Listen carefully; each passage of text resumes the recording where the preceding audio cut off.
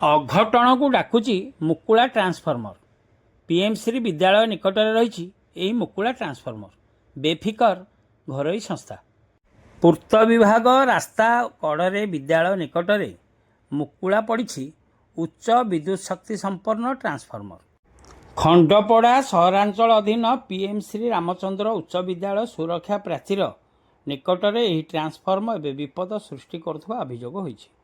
नियम अनुଯାयी ट्रांसफॉर्मर चारिपाखे तार बाड़ द्वारा आबद्ध कर यह सुरक्षित उच्चतार बसाजिबा कथा।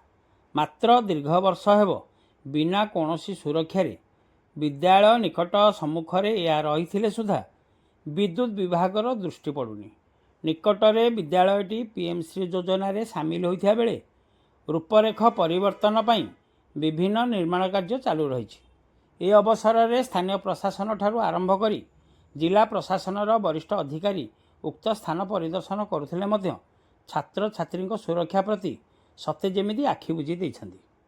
विद्यालय को प्रतिदिन कोमलमती शिशु माने आसुथिबा बेले अल्प उच्चता तथा बिना सुरक्षा ट्रांसफॉर्मरटी थिबारु केतेबेले जे अघटन घटिबो ताहा कहिहेब नाही। अन्य पक्षरे प्राय 5 वर्षरू ऊर्ध्व समय धरी टाटा पावर विद्युत व्यवस्था हाथ को नहीं मध्य एही गुरुत्वपूर्ण दिग प्रति दृष्टि देउनथिबा अभियोग होइछि। रास्ता कड़े थिबारु गृहपालित पशु और पक्षी माने मध्य विभिन्न समय यह संस्पर्श में आसी प्राण हराउछन्ति। जिला प्रशासन तुरंत ए दिगरे पदक्षेप नेबाकू साधारण दाबी होछि। खंडपड़ारू संतोष कुमार साहू को रिपोर्ट, खंडपड़ा खबर।